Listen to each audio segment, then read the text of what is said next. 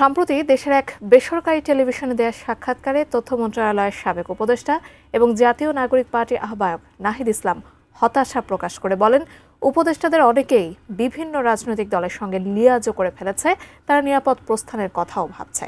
তার এই মন্তব্যকে ঘিরে সামাজিক যোগাযোগ মাধ্যমে শুরু হয়েছে ব্যাপক আলোচনা এবং সমালোচনা। কয়েকজন রাজনৈতিক নেতা এবং উপদেষ্টার ওপর তার এই ক্ষোভের কারণ কি, এ নিয়ে বিস্তারিত থাকছে পলাশ খানের প্রতিবেদনে। উপদেষ্টাদের অনেকেই বিভিন্ন রাজনৈতিক দলের সঙ্গে লিয়াজু করে ফেলেছে, তারা নিজেদের সেফ এক্সিটের কথা ভাবছে। সম্প্রতি দেশের একটি বেসরকারি টেলিভিশনে দেওয়া এক সাক্ষাৎকারে এমন মন্তব্য করেছেন জাতীয় নাগরিক পার্টির আহ্বায়ক নাহিদ ইসলাম। তার এই বক্তব্য নিয়ে সামাজিক যোগাযোগ মাধ্যমে চলছে নানা ধরনের আলোচনা এবং সমালোচনা। বিভিন্ন ফেসবুক পেজ ও অ্যাকাউন্ট থেকে নাহিদ ইসলামের এই বক্তব্যের ভিডিও ও ফটোকার্ড পোস্ট করা হয়েছে। এসব পোস্টের পক্ষে বিপক্ষে দেখা গেছে নানা রকমের প্রতিক্রিয়া।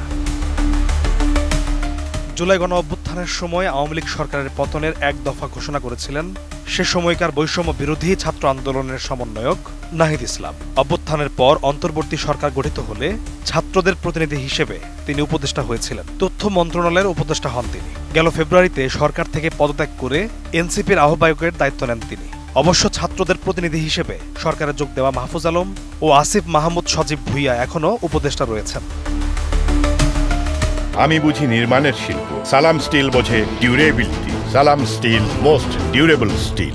দেশের একটি বেসরকারি টেলিভিশনে দেওয়া সাক্ষাৎকারে সাবেক তথ্য উপদেষ্টা নাহিদ ইসলাম বলেন, তারা কেউই সরকারের উপদেষ্টা পদে যেতে চাননি। তারা জাতীয় সরকার গঠনের আহ্বান জানিয়েছিলেন। সেটা হলে ছাত্রদের দায়িত্ব নিতে হতো না। রাজনৈতিক শক্তি ও অভ্যুত্থানের শক্তি সরকারে না থাকলে অন্তর্বর্তী সরকার 3 মাসও টিকত না। প্রথম 6 মাস সরকারকে উৎখাত করা বা প্রতি বিপ্লব করার নানা ধরনের চেষ্টা চলমান ছিল। এটা এখনো মাঝে মধ্যে আছে। নাহিদ ইসলাম বলেন, রাজনৈতিক দলের নেতাদের এবং যারা উপদেষ্টা হয়েছেন তাদের অনেককে বিশ্বাস করাটা আমাদের অবশ্যই ভুল হয়েছিল। আমাদের উচিত ছিল ছাত্র নেতৃত্বকেই শক্তিশালী করা, সরকারে গেলে সম্মিলিতভাবে যাওয়া। নাগরিক সমাজ বা রাজনৈতিক দলকে আমরা যে বিশ্বাসটা করেছিলাম, যে আস্থা আমরা রেখেছিলাম, সেই জায়গায় আসলে আমরা প্রতারিত হয়েছি।